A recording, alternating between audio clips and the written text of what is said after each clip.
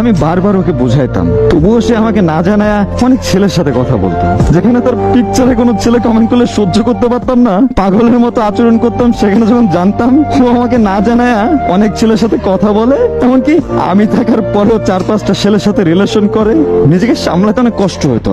না পারতাম ওরে কিছু বলতে, না পারতাম নিজে সহ্য করতে, তাই অনেক অত্যাচার করতাম নিজেকে।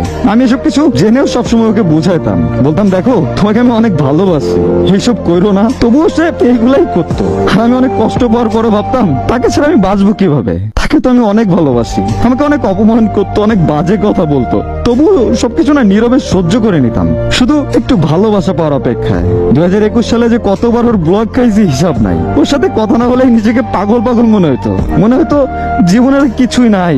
আমি বরাবরই ওর সব অপমান অবহেলা এই সব কিছু ভুলা জাস্ট চাইতাম যে ও আমার মনের মতো হয়ে যায়, আমাকে একটু ভালোবাসো।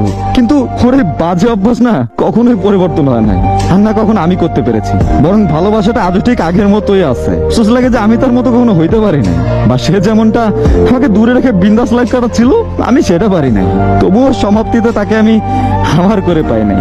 আর এটাই হচ্ছে কাউকে সবটুকু উজাড় করে ভালোবাসার শাস্তি।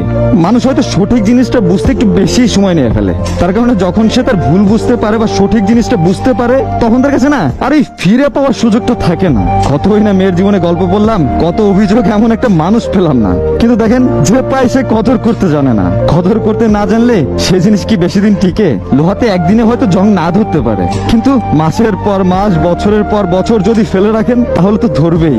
আর যখন সেই জং ছাড়াতে যাবেন দেখবেন লোহার গুণাগুণ তো শেষ, এবং সেটা প্রায় ধ্বংসের দিকে। এমন মেয়েগুলোও একটা দিন আফসোস করবে, বিশ্বাস করেন আমার কথাগুলো, তারাও প্রচন্ড পরিমাণে আফসোস করবে, আর আপনার থেকেও বেশি কষ্ট পাবে যেটা সে আপনাকে দিয়েছিল।